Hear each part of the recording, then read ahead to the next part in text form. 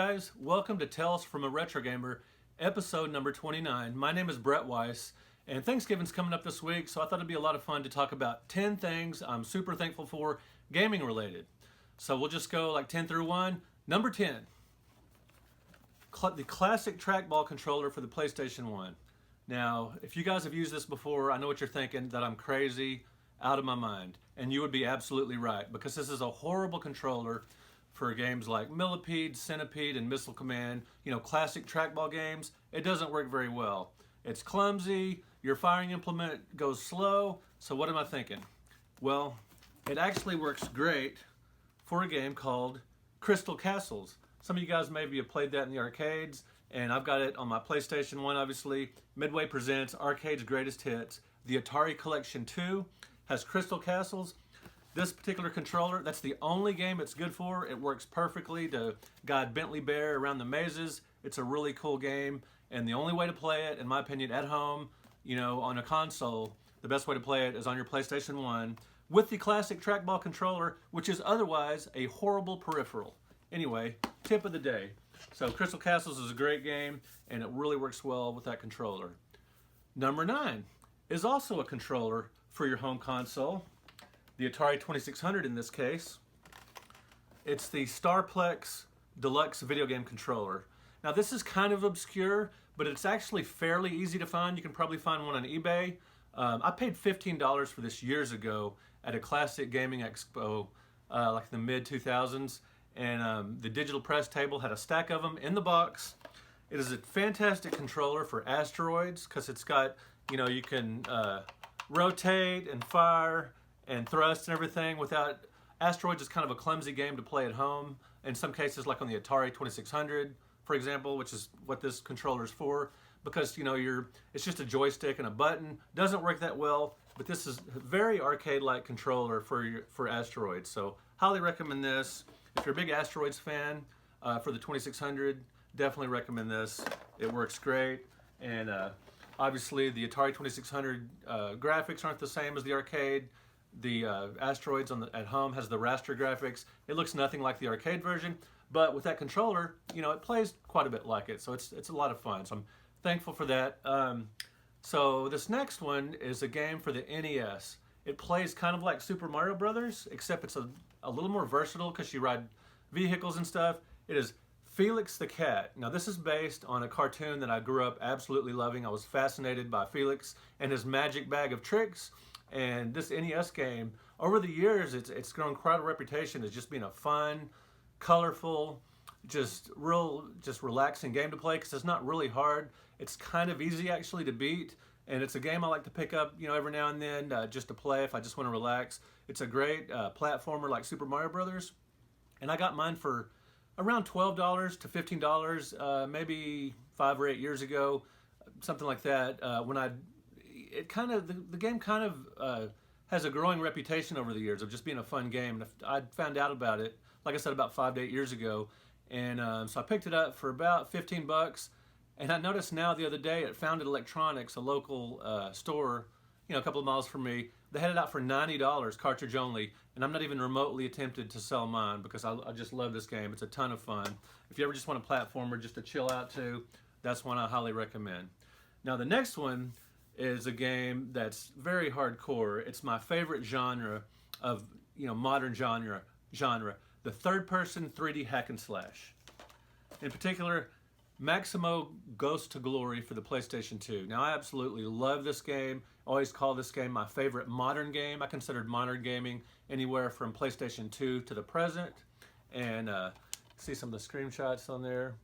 This is just a fantastic, you know, hack and slash game. It's brutally difficult. It's a descendant of the Ghosts and Goblins series, and it's a really hardcore platformer where you just go around destroying, you know, fantasy creatures and stuff. I absolutely love it. As a matter of fact, I love this game so much that the sequel, Maximo versus the Army of Zen, this is the only game that I've ever pre-ordered anywhere in my entire life. So when this game was announced and GameStop said they were going to be doing pre-orders, I put in for my pre-order, and one reason I did that was because you could get the Maximo versus Army of Zen limited edition laser cell. So that's pretty neat. You got that for pre-ordering from GameStop. That's one of the cool things about GameStop is their pre-orders. But the two Maximo games, anytime I'll see, you know, someone's favorite, like they'll do a video about their favorite PlayStation 2 games or like maybe a top 10 list or whatever, I never see Maximo. The game just doesn't get enough love. It had quite a bit of hype when it first came out. The first game, Maximo Goes to Glory, it was on magazines covers and stuff, and there were even action figures for the game. But it just didn't have staying power for whatever reason. You just don't hear about it much anymore. So props to Maximo, probably my favorite modern game of all time. All right, guys, let's keep going here now. So number 6 is another peripheral. It is the Super Game Boy. Now I've mentioned this before because it's just I was not a fan of the Game Boy when it came out. The screen was too small. I didn't like the grayish greenness. I've mentioned that before. But one thing that's cool about this, it's actually the same size. The box is the same size as the game boxes. So this is the only peripheral, or one of the only peripherals I can think of that's the same size as the game box. It's just kind of cool. Makes it easy to put on your shelf. And I really like it that you can play. There's a lot of great exclusives and a lot of really cool retro titles on the Game Boy, including Burger Time Deluxe, which I enjoy quite a bit. And I don't want to play it on a tiny little screen, but I love playing it on the Super Game Boy. It's just, I'm a big Burger Time fan, and with Burger Time Deluxe, you get more Burger Time. Always a good thing. I like the old climbing games. A lot of fun. All right, so continuing further, the next one is an actress, one of my favorite actresses in all of cinema, Catherine Mary Stewart. Now, when I was a kid, I remember watching her on Days of Our Lives, a soap opera that my mom really liked when I was growing up. And in the summer times, I remember watching that show and seeing her and thinking she was cute and everything, but not thinking much of it. But then years later, she starred in one of my favorite films, The Last Starfighter. And I do have a lobby card set from this movie, including this one. I don't like that the shadow is so much in her face, but still very cool to have these lobby cards. And of course, I have the film on Blu-ray. It really pops on Blu-ray, especially the retro, what are now retro effects, the vintage special effects. Just a great film. And as you guys know, she plays Maggie Gordon, the love interest of the main character in Last Starfighter, and she's very supportive, but she's a fine actress. She's really pretty, and she's just one of my favorites. And I do still have my VHS of The Last Starfighter, so you can either call me a hoarder or collector. Probably either one applies. Now, if you like The Last Starfighter, if you like video game movies in general, and in particular if you like Catherine Mary Stewart, I highly recommend Night of the Comet. That's a great like post-apocalyptic zombie film, and it's funny because she plays a really tough girl, and she's just a whiz at Tempest, and she's really alarmed when somebody beats her Tempest score. So you gotta love when girl gamers are depicted as being really great. So that's always good. Girl power. Love me some Catherine Mary Stewart. Just awesome. Highly recommend. A lot of you have probably seen The Last Starfighter. I also recommend Night of the Comet. All right, guys. So we are getting to number 4. Now, number 4 is a very broad category. You'll see my shirt, D2K or DK2 Arcade.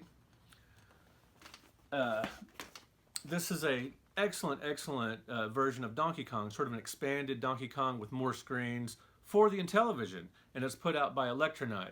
The great thing about homebrews is just amazing to me. In the mid-'80s, when the market crashed and the ColecoVision was canceled and the Atari 5200 went under and the 2600 and Intellivision were greatly diminished, it never would have occurred to me that years and years later that people would continue making games for old systems. So independent programmers, people in their garages, small companies or whatever, still making games for classic systems. One of the best is D2K Arcade, or however you say this, DK2 Arcade. Just a great Donkey Kong game with more screens and everything. And I've got some of my favorite homebrews I want to show you here. Now with Christmas coming up, got to play some Christmas Carol for the Intellivision. If you like maze games, Pac-Man style games, Christmas Carol by Left Turn Only. Yeah, Left Turn Only. That's a great game. Check out the screenshots there. It's a really fun, really enchanting, you might say, maze game, to use kind of a silly word. But highly recommend Christmas Carol versus The Ghost of Christmas Presents. Really another genre I like. Big fan of maze games. Now another one, homebrew that I really like, one of my favorites, is another one by Left Turn Only. It's Space Patrol for the Intellivision. It's like Moon Patrol, the classic arcade game, but you go to other planets as well. There's some screenshots for you. Just an excellent side-scrolling shooter. We're driving a moon buggy, and you go to other planets in this game as well, which is cool. It kind of expands on the original arcade version. So just some great homebrews there. Shout out to my friend Michael Thomason and his friend Good Deal Games. They put out Casey's Escape. It never would have occurred to me in a million years that someone would have a sequel to two of my favorite Odyssey 2 games, Casey Munchkin and Casey's Crazy Chase. Just fantastic Pac-Man-like games on the Odyssey 2.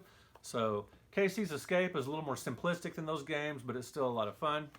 So shout out to Good Deal Games. And my most recent pickup, homebrew was from the Portland Retro Gaming Expo. Again, I love maze games. Baby Pac-Man, I never thought they would put that on a home console because it's part video game, part pinball, but they do an absolutely fantastic job getting the pinball physics right and everything.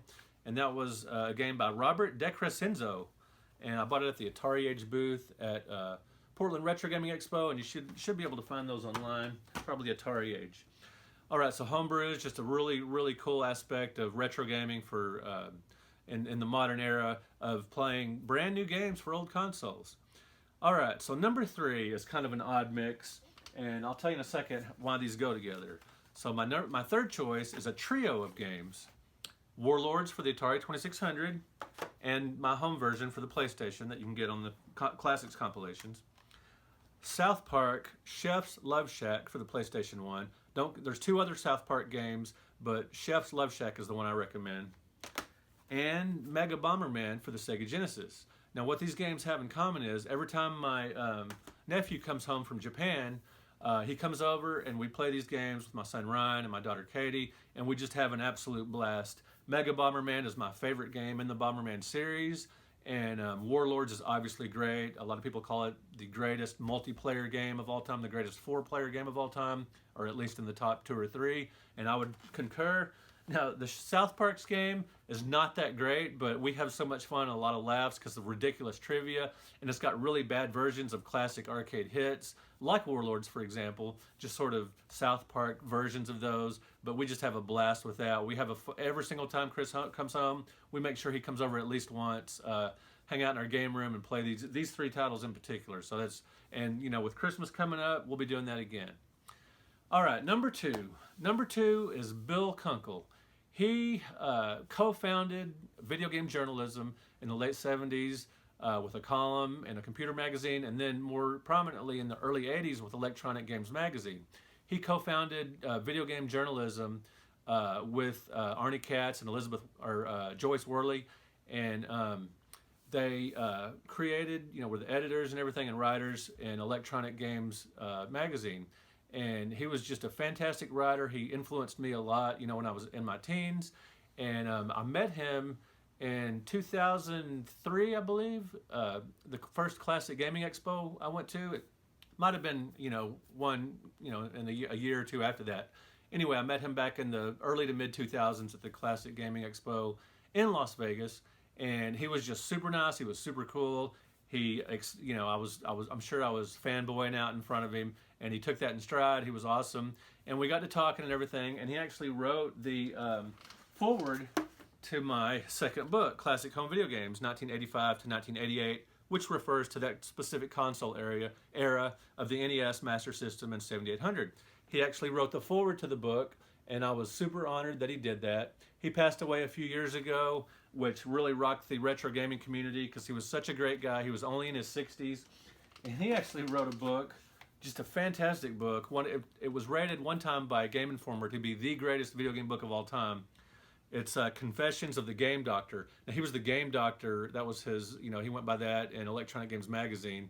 That was one of his, pseudonyms in that magazine, and or a pseudonym in the magazine. Anyway, this is a fantastic book. Unfortunately, it's out of print. I looked it up on eBay, and there's currently one on there for $200. But again, I would not part with this for anything. I absolutely love it. It's just a fantastic game of his time in the industry. It's just got some wild and crazy stories. So shout out to the late, great Bill Kunkel. Just a great guy and a real ambassador during his time on Earth of the industry. Just a fantastic guy, really interesting guy too. So he is very missed by everyone in retro gaming.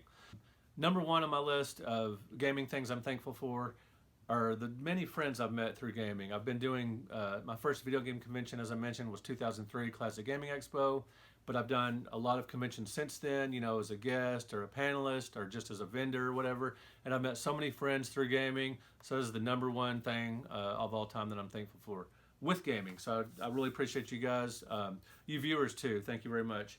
Okay, so last week my episode was on Tales from a Retro Gamer, episode 28, was about the most important year in pop culture history, which I deem to be 1989. Now, 1989 saw the Genesis, the Game Boy, and many, many other things. Some of you guys agreed, some of you didn't. Eric Plunk says, I think 1991 was a great year as well. Terminator 2, Hook, the Super Nintendo, and Back to the Future, The Ride, all made their debuts. I didn't even think about, you know, theme park attractions. Anyway, so thanks, Eric, for that comment. And Scott V said, I'm going 1981 based heavily on arcades. Defender, Stargate, Donkey Kong, Tempest, Galaga, Scramble, Kicks, Frogger. I agree. I mean, 1981 was incredible. Maybe the greatest year of all in the arcades. And then he also talked about Raiders of the Lost Ark and Metallica forming as a band in 1981. And then other things were the first space shuttle launch, the Reagan assassination attempt. And he says it's definitely, 1981 is definitely the most memorable year in pop culture for him. All right, guys, so in the comments below, what things are you thankful for? You know, as we approach Thanksgiving, it's good to think about the things that you are thankful for. What gaming-related things are you thankful for? Now, obviously, my list was just a mishmash of things, but there were just things that popped into my head of the things that I really enjoyed that I'm thankful for. What things are you thankful for as we approach Thanksgiving? All right, guys, so thank you so much for watching. Thank you for subscribing. Click that like button. I appreciate it, and happy Thanksgiving. We'll talk to you guys later. I don't like that you say, like, you have a lot of friends.